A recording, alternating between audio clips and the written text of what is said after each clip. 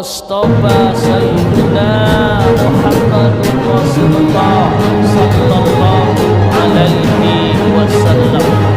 Assalamu alayka ya ayyuhan nabiyyu wa rahmatullahi wa barakatuh. Taqullah haqqa tuqatih wa la tamutunna illa كما قال تعالى في كتابه الكريم أعوذ بالله من الشيطان الرجيم بسم الله الرحمن الرحيم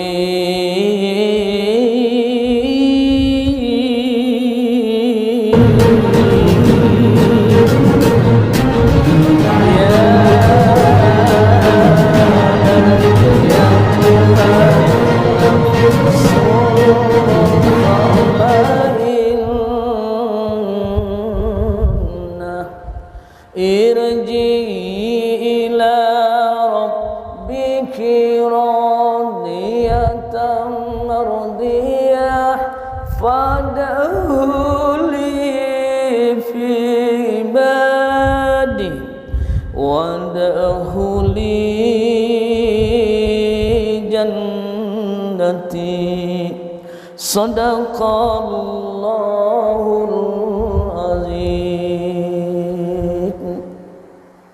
Inilah rencana Allah hari ini.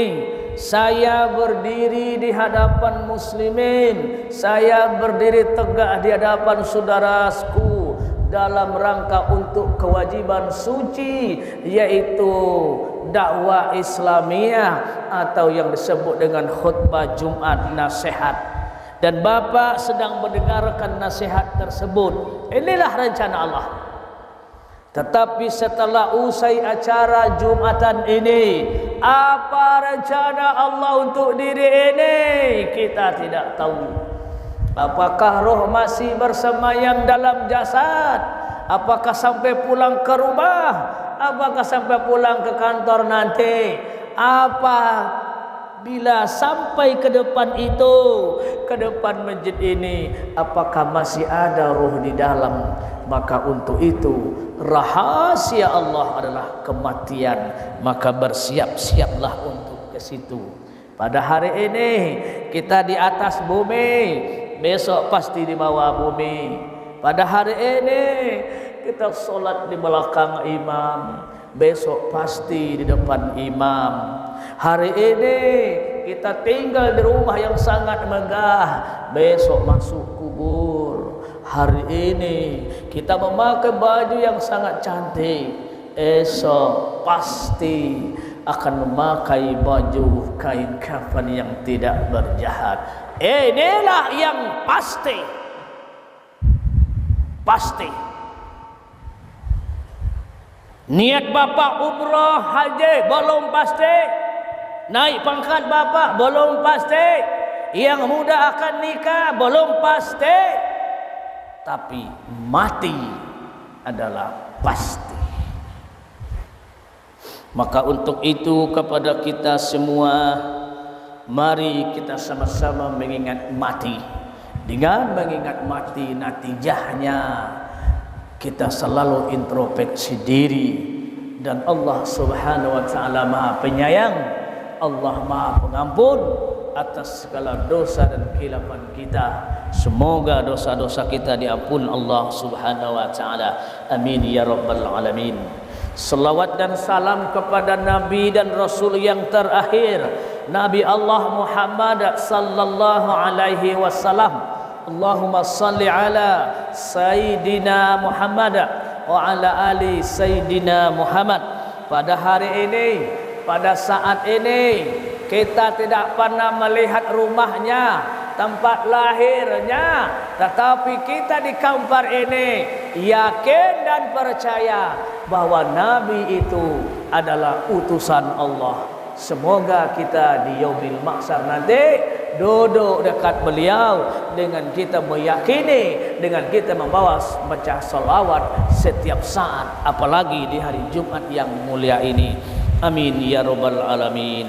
Nasihat pada hari ini, kita akan coba menterjemahkan surah Yasin ayat 65. Selama ini mungkin kita membacanya tapi jarang mentelaahnya.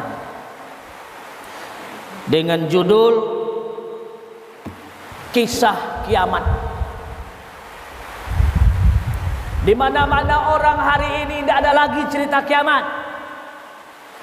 Dalam masjid pun, musala pun orang tidak ada cerita kiamat. Orang sibuk cerita dunia, sibuk cerita pekerjaan, sibuk dengan acara-acara kemewahan. Padahal akhirat kampung kekal abadi. Maka hari ini, saat ini, dengan surah Yasin ayat 65 akan kita coba sejenak. A'udzu billahi minas syaitonir rajim. Bismillahirrahmanirrahim.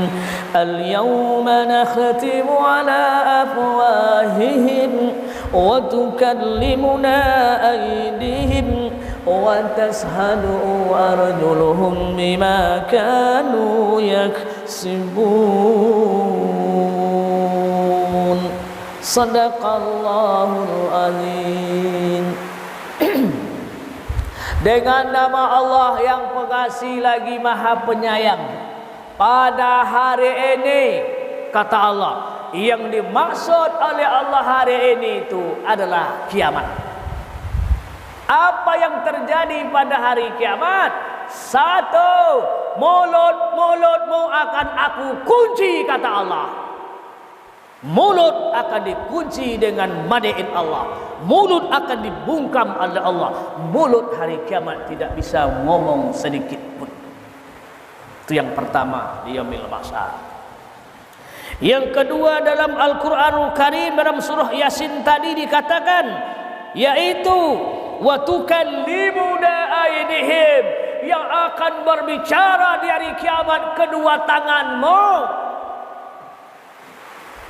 Yang ngambilnya tangan, yang mencuri itu tangan. Maka di hari kiamat besok tangan akan berbicara, kata Allah. Wa tashhadu arjuluhum bima kanu yaksibun, dengan ayat selanjutnya, dan yang akan menjadi saksi di hari kiamat arjulakum, kedua kakimu. Coba ngambil telur ayam itu tangan, yang bawa ke kandangnya kaki. Jadi di hari itu tidak ada lagi perlindungan, tidak ada lagi bohong-bohongnya, tidak ada lagi hukum-hukum yang berlaku dengan hukum pembohong di dunia. Hukum adil yang seadil-adilnya, hakimnya Allah Subhanahu wa taala azza wa jalla. Jadi hadirin jemaah yang dimuliakan Allah Subhanahu wa taala, seandainya tangan kita ini hari Jumat Allah suruh dia ngomong, mungkin kita tidak bisa keluar rumah. Berbicara tangan ini, sudah berapa kali dia ngambil duit ini tanpa halal, ngambil durian tanpa halal, ngambil jeruk tanpa halal, ngambil ikan tanpa halal, sudah berapa banyak. Maka Allah Subhanahu wa taala di hari kiamat akan dikunci oleh Allah mulut-mulut orang manusia, dan yang akan berbicara adalah tangan dan kaki menjadi saksi. Hadirin jemaah yang dimuliakan Allah Subhanahu wa taala, dengan rujukan sebuah hadis Nabi Allah Muhammad sallallahu alaihi wasallam dari Ibnu Hibban dan dari Imam Tirmizi, qala Rasulullah sallallahu alaihi wasallam, la tazulu qadama 'abdin yaumal qiyamah hatta yas'alu an arba'. Pada hari kiamat itu, kata Rasul, tidak akan beranjak kedua tumit kaki anak Adam sebelum ditanya 4 perkara. Coba, 4 perkara akan ditanya di yaumil mahsyar. Berhimpunnya umat Adam, umat Nabi Allah Muhammad sallallahu alaihi wasallam, berapa banyaknya? Kita bayangkan saja Kecamatan Kampar ini dihimpun oleh Bapak Camat di sebuah lapangan bola, dihimpun semua kecamatan dengan 9 desa, dipanggil oleh Pak Camat satu-satu, ditanya oleh Pak Camat 1 orang 2 pertanyaan, berapa bulan baru selesai. Ini umat dulu, umat sekarang, berhimpunnya umat manusia di saat itu. Makanya Rasulullah sallallahu alaihi wasallam menunggu giliranmu, menunggu giliran kita dipanggil, kata Allah, terbenamlah kita oleh air keringat kita. Di saat itu kena panasnya matahari di ubun-ubun kepala. Allahu Akbar. Saudaraku, jemaahku yang dimuliakan Allah Subhanahu wa taala, apa yang pertama pertanyaan yang diberikan oleh Allah kepada manusia? Yang pertama dalam hadis Nabi Allah Muhammad sallallahu alaihi wasallam, wa an umrihi biha akna. Umurmu sudah dihabiskan untuk apa? Rupanya kita, saudaraku, bukan seperti mati kambing, mati kerbau, mati hewan. Kambing kerbau mati tidak minta pertanggungjawaban, mati. Tetapi manusia semakin mati, cepat mati, proses semakin banyak. Maka dari balik berakal kemarin, sudah Allah tuntut, sudah Allah adili umur kemana habisnya. Maka hari ini pengurus masjid kita mengumumkan tentang pembangunan masjid. Gunakan umurmu untuk masjid ini. Ini saatnya. Man bana masjidan banahu Allah ta'ala fil jannah. Jaminan Allah, siapa yang ikut di dunia membuat masjid, membangun masjid, infak sedekah, maka jaminan Allah di yaumil mahsyar sebuah rumah dan istana yang indah. Habiskan sisa-sisa umur ini untuk masjid ini. InsyaAllah pertanyaan di yaumil mahsyar akan dijawab. Untuk apa umurmu? Untukmu, untuk agamamu. Maka hadirin jemaah yang dimuliakan Allah Subhanahu wa taala, mari kita perbaiki umur-umur kita yang telah lalu dan yang akan datang. Mari kita isi dengan ilmu, fastabiqul khairat. Yang kedua, kata Rasulullah sallallahu alaihi wasallam, yang akan ditanya, wa an jismihi biha ablah. Tubuhmu yang gagah berani, tubuhmu yang gagah kanteng, cantik, rupawan, yang dipuji-puji orang, yang diagung-agungkan orang, tubuhmu. Untuk apa kamu pergunakan? Makanya jasad ini juga akan dipertanggungjawabkan di hadapan Allah. Maka menunglah sejenak. Sudahlah, mari kita menuju ampunan Allah Subhanahu wa taala. Tiada hari tanpa ibadah. Apa contohnya? Mandi bismillahirrahmanirrahim, ibadah. Setelah mandi alhamdulillah bil alamin, ibadah. Pakai celana bismillahirrahmanirrahim, ibadah. Buka baju alhamdulillahirabbil alamin, ibadah. Minum makan baca bismillah, ibadah. Siap makan dan minum alhamdulillah, ibadah. Dari pagi sampai pagi ibadah. Mau tidur bismillah, bangun tidur alhamdulillah. Jadi tiada hari diri ini dengan ibadah. Yang kita khawatirkan hari ini, anak-anak kita. Karena kata Allah Subhanahu wa taala, ingat anakmu, ingat harta bendamu, musuhmu. Enak-enak kamu dalam surganya Allah dipanggil kembali karena anakmu. Hari ini anak siapa yang tidak ada HP? Miskin dan kaya ada. Bagaimana aturan anak-anak kita ini di Kabupaten Kampar ini? Salah satu yang terjadi sudah mulai menurun di negeri ini, wirid remaja.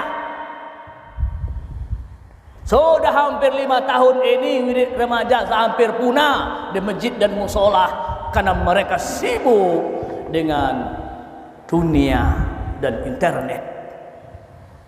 Allahu Akbar. Apakah ini nanti canangan khutbah yang singkat ini sampaikan kepada mereka, ingat nak, tubuhmu akan dipertanyakan nak, ingat nak, umurmu akan dipertanyakan oleh Allah. Malahan pulang awak subuh hari dari masjid, baru pula pulang anak itu dari tempat internet itu. Anak siapa? Anak kita. Anak siapa? Anak Pak RW. Anak siapa? Anak Pak Desa. Anak siapa? Anak Bu Desa. Anak siapa? Anak Bu Ani. Anak siapa? Anak Pak Ahmad. Anak kita semua. Maka khawatir kita 2025 Indonesia ini, apalagi negeri Kampar yang kita cintai ini. Ingat Cordoba, ingat kota Spanyol, 800 tahun dimiliki oleh umat Islam. Hari ini Masjid Cordoba sudah dihuni oleh non-Islam. Karena remaja, putra-putri, ibu dan bapak orang Cordoba lupa mewariskan iman dan Islam kepada anak cucunya.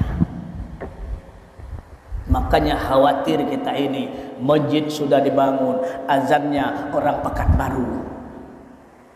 Masjid sudah dibangun, imamnya dari Padang. Anak orang Kampar hilang, satu pun tidak ada.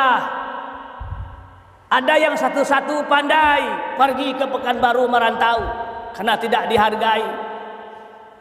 Ada lagi yang bisa jadi imam, tidak mau ambil jodoh, minantu oleh orang Kampar karena dia miskin, diambil oleh orang lain. Inilah kita ini. Maka untuk itu, untuk kemajuan masjid, ingat, jangan bapak-bapak sibuk membangun masjid, tetapi sibuk juga membangun penghuni masjid. Itu apa masjid besar, imamnya dibeli, dicari di mana-mana. Itu apa masjid besar, guru ngaji dicatat dari mana-mana. Allahu Akbar. Padahal Kampar ini adalah agamis. Dari dulu ulama-ulama yang lahir di Kabupaten Kampar ini membuat dunia geger dengan hadirnya ulama-ulama Kampar. Padahal isinya, masjidnya orang lain yang imam. Hadirin jemaah yang dimuliakan Allah Subhanahu wa taala. Yang ketiga, saudaraku, yang akan ditanya oleh Allah Subhanahu wa taala, wa an ilmihi maza amila fihi, ilmu apa yang sudah diamalkan. Jadi makanya wajib menuntut ilmu dari ayunan sampai kiamat, sampai liang kubur. Tidak ada sunat-sunatnya, mati baru berhenti menuntut ilmu. Ingat, ilmu, salat tanpa ilmu batal, baca Quran tanpa ilmu batal. Makanya apapun tanpa ilmu batal. Makanya ilmu apa yang sudah kita amalkan seusia dini ini, sebab ilmu itu nanti akan dipertanggungjawabkan di hadapan Allah Subhanahu wa taala. Yang terakhir kata Rasulullah sallallahu alaihi wasallam, wa an malihi min aina aktasabah wa ma anfaqah. Ini yang agak rumit bapakku yang keempat ini. Pertanyaan yang keempat dipanggil oleh Allah, antum ta'al, sini, harta bendamu di dunia dari mana kamu berdapat? Halalkah, haramkah, subahatkah, remang-remangkah? dan untuk apa kamu pergunakan. Cek dan dicek rumah yang 1 miliar itu. Cek dan dicek ruko di Padang, di Batam, Tanjung Pinang, Malaysia, dari mana asalnya. Ingat proses di yaumil mahsyar. Dinding rumah kita itu berapa banyaknya pertanyaan Allah. Belum lagi ruko-ruko yang lain, belum isi-isi rumahnya, belum pakaian lagi, semuanya. Dinding rumah saja berapa banyak pertanyaan. Bata piti mano, kosio piti mano, batu piti mano, angker piti apo, upah tukang piti apo. Satu dinding rumah pertanyaan Allah. Maka hati-hatilah, hati-hatilah pertanggungjawaban di yaumil mahsyar.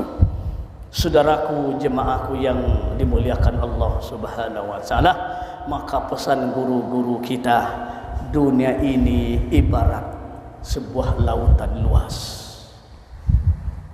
Jadi Anda akan berlayar di lautan itu. Pesan guru kita, badai topan yang akan kita harungi. Pesan guru kita, ringankan isi sampanmu agar nanti jangan karam. Apa ringankan isi sampan itu? Kata guru-guru kita, dosa, dosa, dosa. 1 menit 60 detik. Ingat lagi, 1 menit 60 detik. Berapa banyak dosa kepada Allah? 1 menit. Dosa kepada ayah ibu, dosa sesama makhluk, baru 1 menit. Ini umur sudah 60 tahun. Berapa banyak dosa ini? Maka istighfarlah dan bertobatlah kepada Allah, karena Allah Subhanahu wa taala sangat mencintai hambanya yang bertobat, dan surga disediakan satu buah untuk orang-orang yang bertobat kepadanya.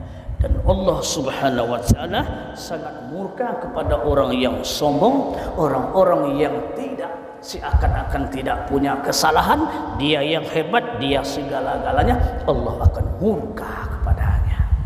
Semoga pertanyaan yang 4 ini kita jawab dengan amal ibadah kita di yaumil mahsyar nanti. Demikian khutbah kita. Semoga Allah Subhanahu wa taala selalu mengampuni segala dosa dan khilafan kita, dan memaafkan segala atas dosa dan kesalahan kita, dan memberikan hidayah kepada kita dan anak-anak kita. Fa'tabiru ya ulil albab la'allakum tuflihun.